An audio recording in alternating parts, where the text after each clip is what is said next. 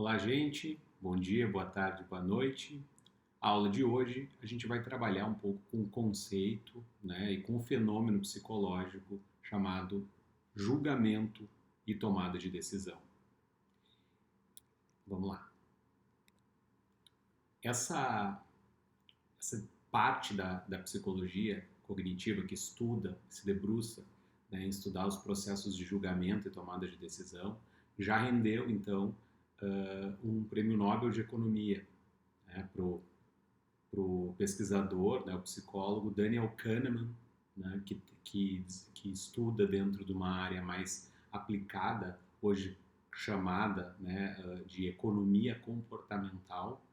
Ele estuda então os processos decisórios dos tomadores de decisão.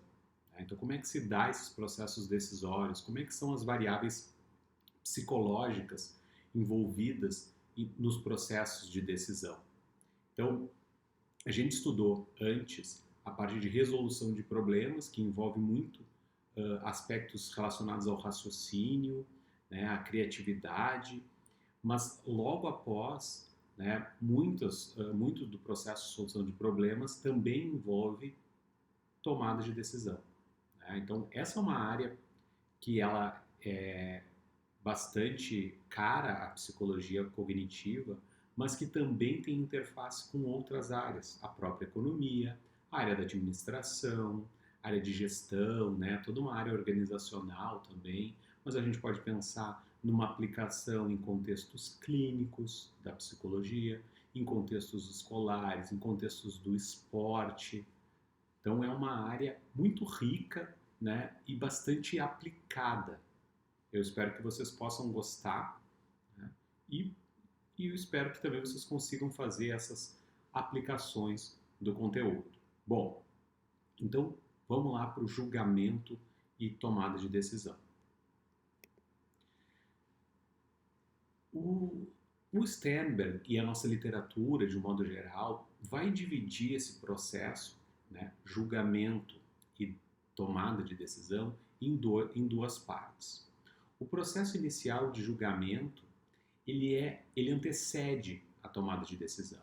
É quando a gente considera, né, as possibilidades, né, as opções, as alternativas para ir fazer uma escolha, né, para ir tomar a decisão.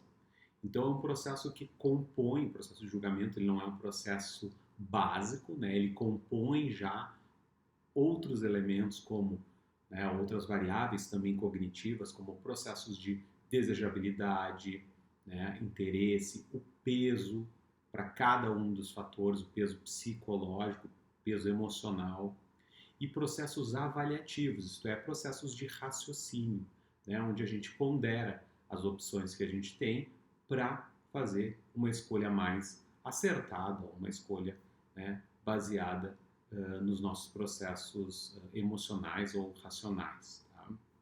E a decisão é justamente o momento em que a pessoa opta por uma escolha. Né? Então, quando tu foca em um único aspecto, né? Em uma única opção, uma única alternativa e, consequentemente, tu afasta, né, rompe com as outras probabilidades, com as outras opções. Né? Então tem um ditado popular que é bastante conhecido, né, por todos nós, que é cada escolha, né, implica em algumas renúncias. Né? Nada mais é do que isso. Quando a gente opta, a gente está abrindo mão de outras possibilidades, ok? Bom, então essa é uma parte mais conceitual para a gente entender esses processos. Obviamente que do ponto de vista cognitivo ou psicológico, essa separação ela não é muito clara em termos de processos mentais. Né? Isso acontece de uma maneira bastante rápida, bastante automatizada, em que a gente não tem consciência tanta, né, de todos esses processos. Tá bom? Mas, para fins didáticos, serve para a gente pensar. Então, julga-se e depois opta-se por uma solução. Vamos lá. Bom, quando a gente se propõe então a estudar né, esses processos decisórios, processos de tomada de decisão, de julgamento, dois conceitos são fundamentais para a gente compreender, né? Baseado em que essa área é fértil e da onde que saem essas pesquisas. Então, quando se estuda as decisões, a gente pensa que as decisões que são talvez mais relevantes assim para a aplicação desse conhecimento são as decisões de risco e as decisões de incerteza. Decisões de risco são aquelas que implicam um certo risco, né? Então a gente tem conhecimento que revela a probabilidade, né, associada a um determinado resultado. Então um exemplo clássico são as cirurgias de risco, né? Quando tu tem uma situação e tu tem que optar por realizar ou não determinado procedimento, né? Então cirurgia de risco envolve um processo decisório extremamente complexo, né? A gente não consegue matematicamente resolver isso, porque tem variáveis psicológicas, tem um peso, tem a questão do desejo, né? Tem a questão da crença, né? São variáveis que se atravessam nessa tomada de decisão. Mas a gente consegue, né, os profissionais da saúde, né, os cirurgiões, nesse caso aqui em exemplo, eles te dão uma estimativa. Olha, o risco em realizar esse procedimento é baixo, é alto, é médio. E com base nisso é possível tomar uma decisão, né, com algum parâmetro. Tá? As decisões de risco envolvem também, né, medidas de saúde, né, de um modo geral, né, medidas sanitárias e tudo mais. Mas no nosso dia a dia, a maioria das decisões que a gente toma e que conversam com esse assunto da aula de hoje são as decisões de incerteza, né? Ou seja, são aquelas decisões que eu não tenho muito claro qual vai ser o resultado. Eu tenho que tomá-las e às vezes muitas vezes eu vou tomar sem uma consciência, né, delas, vou tomar elas automaticamente. A gente não para pensar, mas a gente toma muitas decisões, a gente faz muitas escolhas em um único dia, né? Então, as decisões sobre incerteza são aquelas decisões que não implicam um risco, tá? Porque senão seriam decisões de risco, mas que eu não tenho garantia do resultado, eu não tenho certeza de qual é a melhor escolha, né? Ou se essa escolha ela é a mais acertada. E eu acabo utilizando, né, de um processamento mais automático, mais heurístico, tá? Ou seja, usando mais de atalhos mentais para fazer essas escolhas. Tá? Então o indivíduo ele percebe perspectivas incertas, desconhecidas, mas não tem então essa certeza. Isso envolve, por exemplo, a escolher qual é o melhor caminho para chegar à faculdade, né? Vou por aqui ou vou por ali? Sem fazer uso, né, de recursos tecnológicos, GPS e tudo mais, né? Essa hora, né, é melhor pegar esse ônibus ou esse outro. Então, são decisões sob incerteza. Tá? Eu vou tomando no meu dia a dia e não me dou muito conta, né, de que decisão é melhor ou qual é a pior.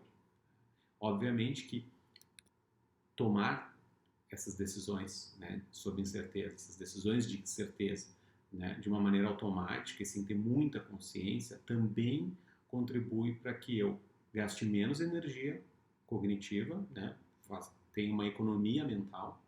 Por outro lado, né, eu posso ter um risco maior de me envolver com algum problema decisório, ou seja, de cometer equívocos no meu processo decisório. Porque quanto menos consciência eu tenho, né, mais automático eu procedo, maior chance de cometer algum erro por lapso, por falta de atenção e por aí vai. Tá? Por outro lado, se eu tivesse que parar e raciocinar e me concentrar para tomar decisão, né, para cada simples decisão que eu tenho no meu dia, eu não ia conseguir fazer metade das coisas que eu faço. Então é econômico e é importante que a gente siga fazendo as coisas dessa maneira mais automatizada, tá? Pelo menos a maioria das coisas. E aí sim, para as decisões importantes, puxa o freio, focaliza a atenção e aí pensa numa melhor solução ou numa solução mais fundamentada. tá? Não ir tanto no fluxo. Bom, a psicologia, ela começa a se interessar pelo estudo dos processos decisórios mais por volta dos anos 70, né? Nos anos 50 já tinha alguns ensaios também um pouco por aí, mas era uma área mais próxima da economia e mais próxima da administração. O que acontece? As teorias mais clássicas da decisão, elas tinham uma concepção de que o ser humano ele era um ser 100% racional, dotado da razão, capaz de fazer as escolhas sempre, né, baseadas e fundamentadas na razão. E aí até tem uma metáfora, né, que se fala muito do homem econômico, né, o homem econômico. Esse homem econômico seria um homem assim que consegue calcular as estimativas de cada processo decisório e sempre fazer a escolha matemática, a escolha precisa e a escolha exata. Então essa teoria, ela deu conta da economia por muitos e muitos anos. E a administração também surfou um pouco nessa onda. Quando a psicologia cognitiva ela começa a surgir e começa a pesquisar sobre a cognição humana, sobre os processos psicológicos básicos, ela começa a questionar a validade desse construto de racionalidade ilimitada, né? Então, assim, começa a ver assim, não, para aí, a nossa racionalidade ela não é ilimitada. Pelo contrário, a nossa cognição ela é limitada. A nossa atenção ela é limitada. A nossa capacidade de processar informações é limitada, né? É muito infantil e até fantasioso pensar, né, que a mente seria, né, capaz de tudo, né, de dar conta de tudo. Obviamente que não. Então ela começa a mostrar, né, a psicologia cognitiva ela começa a mostrar que as decisões elas não podem ser tomadas sempre de maneira racional. E mais do que isso, elas não são tomadas de maneira racional, né? Então a psicologia cognitiva, a partir dos anos 50, 60, 70, ela começa a trazer esses elementos para pensar e essa área de julgamento e tomada de decisão começa a ganhar um outro entendimento, né? Um entendimento mais complexo, mais amplo, considerando outros aspectos que não só os aspectos métricos, matemáticos e mensuráveis, ok? E aí a gente pode pensar que dentre as teorias que explicam os processos de tomada de decisão, os processos de julgamento, eles vão se dividir em dois grupos, digamos assim, dois grupos de teorias. As teorias clássicas da decisão, que são chamadas teorias normativas ou probabilísticas, tá? Então, normativas que vêm da ideia de normas, né? Regras, leis, né? E probabilísticas numa ideia de estatística, de estabelecimento de métricas, estabelecimento de estimativas. Essas teorias, que são as teorias clássicas, elas têm um DNA, né, muito mais próximo da economia, da estatística, né, da matemática. E elas procuram, em seus estudos e seus experimentos, explicar ou responder a pergunta de como as decisões podem ser tomadas. Veja, a perspectiva de uma teoria normativa ou probabilística é desenvolver regras e normas para ajudar as pessoas a tomarem decisões mais acertadas a partir, né, dos conceitos que eles desenvolvem. Então, regras, modelos matemáticos, probabilidades para ajudar as pessoas, como ferramentas para ajudar as pessoas na tomada de decisão. Então, esse é o propósito, né, que surge lá atrás, né, com uma ideia de que a racionalidade ela era ilimitada, né, e aí isso é quebrada essa ideia, que o ser humano não é 100% racional, e aí, mas as pesquisas elas avançam ainda assim, né, ajudando as pessoas então a tomar decisões mais acertadas. Então essas são as teorias normativas ou probabilísticas. E as teorias descritivas ou heurísticas, elas descrevem como as decisões são de fato tomadas. Ou seja, então elas pegam o processo decisório e tentam esmiuçar, detalhar todos os processos mentais, cognitivos, emocionais envolvidos numa decisão. Né? E elas são chamadas também de heurísticas, porque elas se debruçam bastante nos erros durante as tomadas de decisão. Então, como antes eu falei para vocês, né, como a gente toma decisões sobre incerteza, essas decisões de incerteza, muitas vezes de maneira automática, pegando atalhos mentais para decidir, a gente acaba cometendo às vezes equívocos, erros, que não são intencionais nem deliberados. Então, eu acabo julgando equivocadamente uma situação, uma opção, né? E por quê? Porque está mais fresca na minha memória, ou porque aquilo é mais representativo. Né? Então tem um fundamento, mas ele acaba me levando para resposta incorreta ou para uma decisão nem um pouco acertada. Então, essas teorias descritivas ou heurísticas, elas explicam e esmiuçam esses processos.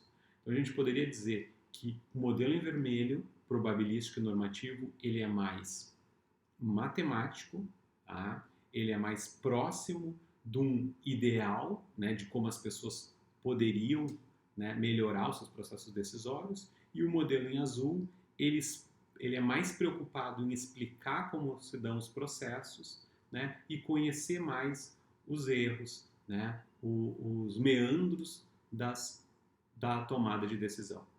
Ok? Então a gente vai ver alguns exemplos dos dois grupos de modelos. Então, dentro dos modelos normativos, né, como eu comentei antes, a gente tem a teoria clássica da decisão, que é um modelo que está dentro de uma perspectiva mais de um homem econômico, né, que sustenta essa ideia, né, metafórica de que as decisões elas podem ser tomadas sempre com base na racionalidade. E um segundo grupo, que é a teoria da utilidade esperada subjetiva. Tá? Bom, o nomezinho parece ser estranho, assim, mas na verdade esse segundo modelo é um modelo matemático, mas que já leva em consideração aspectos psicológicos ou emocionais para o processo de tomada de decisão. Então, a teoria clássica da decisão, né? Então, tende a responder à pergunta de como devemos nos comportar para tomar decisões racionais, né? Também é chamada de teoria da decisão racional. Então, segundo essa teoria, segundo essa ideia, né, que já é datada, tá, pessoal? Ela não serve mais para explicar os processos decisórios e não ajuda mais a gente a tomar decisão. Ela só tem utilidade mais histórica mesmo. Tá? Ela vai conceber uma ideia de que os tomadores de decisão, eles seriam informados de todas as opções com as estimativas, né, para fazer o seu processo de escolha. Então, assim, se vocês quisessem adquirir um automóvel usado, né, vocês teriam todas as informações disponíveis para tomar essa decisão. Então, pensem numa cidade, tamanho de Porto Alegre, todos os veículos à venda que estão usados, que estão à venda, né, vocês seriam capazes, com base em todas as informações disponíveis, escolher a melhor opção de compra. Então, mas parece fazer sentido. Só que na prática isso não tem como acontecer, porque são tantas informações, tantas variáveis, informações próximas, embora não sejam iguais, né? Então, assim, é o mesmo veículo, né? Tem várias opções, né? E variáveis que se atravessam aí, que isso gera muita confusão no processo de decisão. Né? Mas se acreditava, então, que seria possível fazer um modelo matemático que ajudasse as pessoas nesse processo decisório. Então, dentro dessa perspectiva, os tomadores de decisão são informados sobre as opções de todos os resultados possíveis. E muito importante, são sensíveis às diferenças. Né? A diferença de A, de B, de C. Eles conseguiriam perceber essas diferenças e, portanto, serem racionais quanto à sua opção de escolha. Né? Então, muito bonito, mas nada prático, né? E muito distante da realidade. Né? Talvez isso sirva mais hoje para programar, né, sistemas, né, dentro de uma perspectiva mais de inteligência artificial do que para explicar ou para ajudar as pessoas nesse processo decisório. Então, como algoritmo, pode ser que funcione, mas para explicar os nossos processos decisórios, não. E aí vem uma segunda teoria, né, que é uma teoria que vai ainda ser considerada uma teoria normativa, mas que ela ajuda as pessoas a tomarem decisões um pouco mais acertadas. Então, o que é a vantagem da teoria da utilidade esperada subjetiva? A questão é considerar os aspectos psicológicos. Tá? Então, eles entendem que as pessoas, quando fazem escolhas, né, quando tomam decisões, elas buscam o prazer e buscam evitar a dor.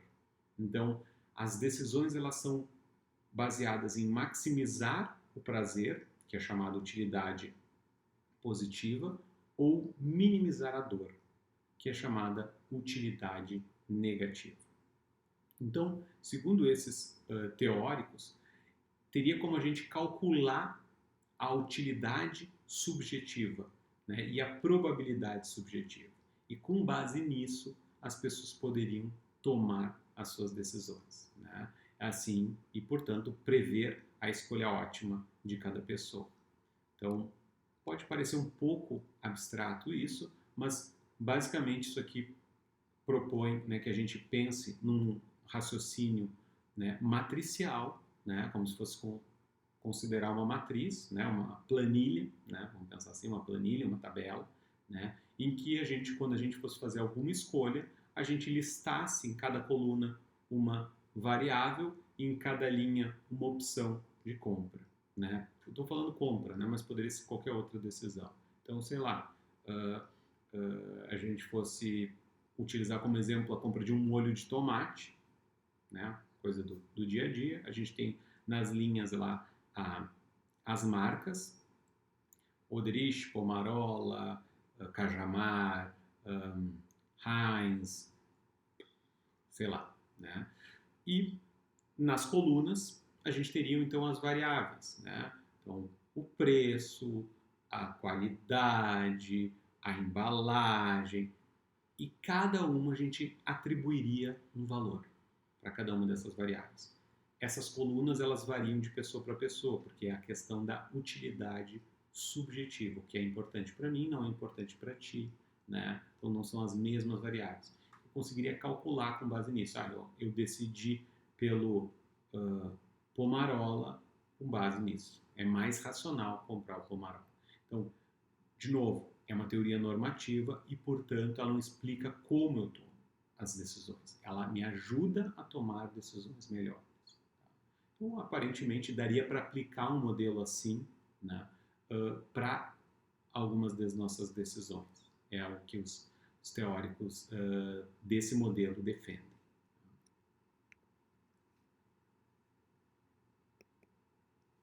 Agora tem uma...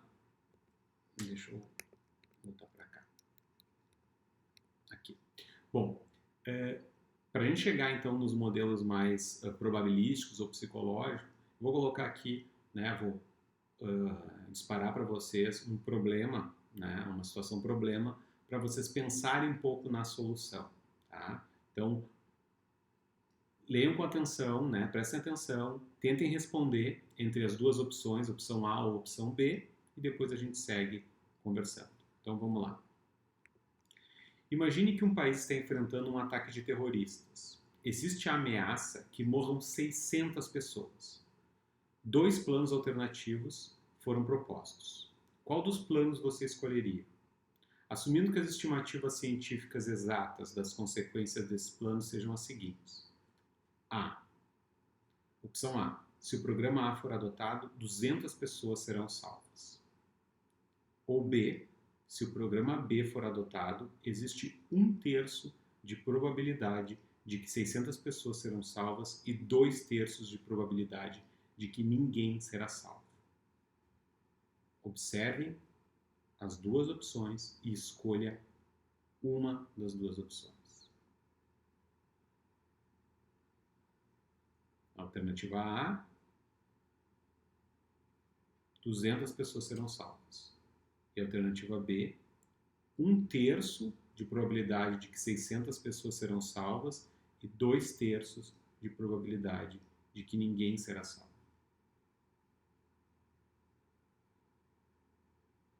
A ou B, pessoal?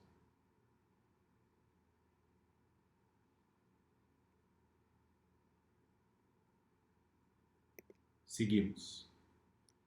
Outro problema. Imagine que um país está enfrentando um ataque de terroristas. Existe a ameaça que morram 600 pessoas. 2 planos alternativos foram propostos. Qual dos planos você escolheria?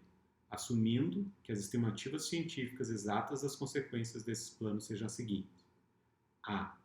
Se o plano A for adotado, 400 pessoas irão morrer.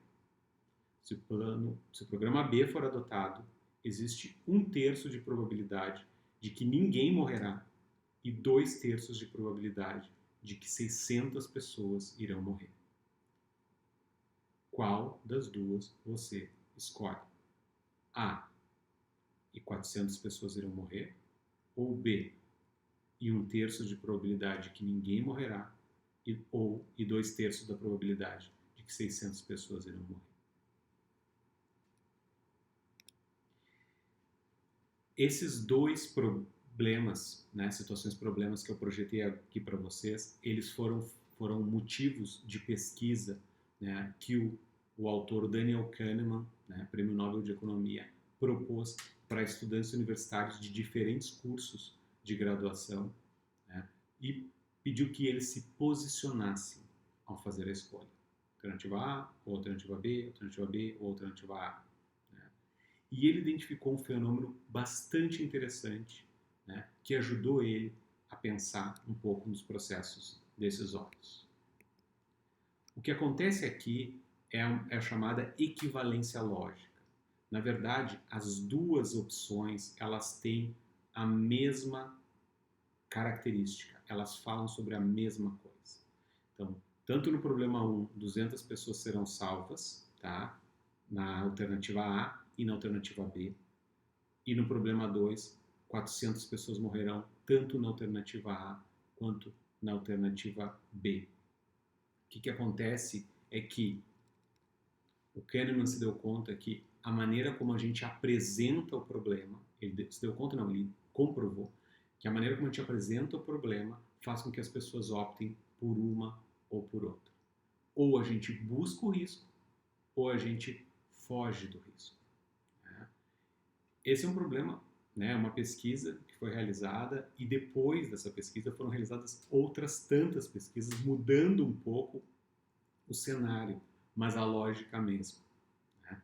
Você prefere arriscar tudo que tu tem para tentar ganhar 1 milhão ou você prefere ficar com o que você já tem? Então tudo isso está baseado em busca ao risco ou aversão ao risco. Determinadas condições fazem com que a gente tome risco ou preserve-se. E aí a gente entra então nesses modelos descritivos que explicam de fato as variáveis psicológicas dos processos de tomada de decisão. Eu vou trazer para vocês 2 modelos também, dos descritivos, que são mais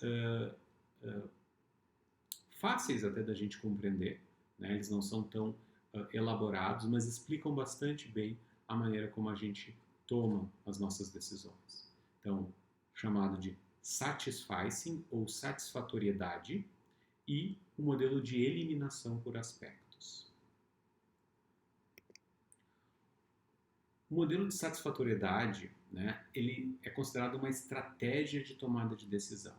Tá? Ele não aceita aquela ideia de racionalidade ilimitada, ele pensa que os seres humanos eles têm um processamento cognitivo de informação limitado, né? A gente não consegue considerar todas as opções possíveis no nosso processo decisório, né? E que na maioria das vezes a gente toma a decisão baseado, né, no grau de satisfatoriedade, como o nome já sugere. Então, assim, a gente opta ou a gente escolhe a opção que satisfaça o nosso nível mínimo de aceitabilidade. Então, quando eu entro no supermercado para fazer compra de um molho de tomate, eu não vou pegar uma planilha e considerar todas as variáveis. Eu olho o preço, eu olho a qualidade e deu. Isso é como eu faço, né? E como eu acho que muitas pessoas fazem.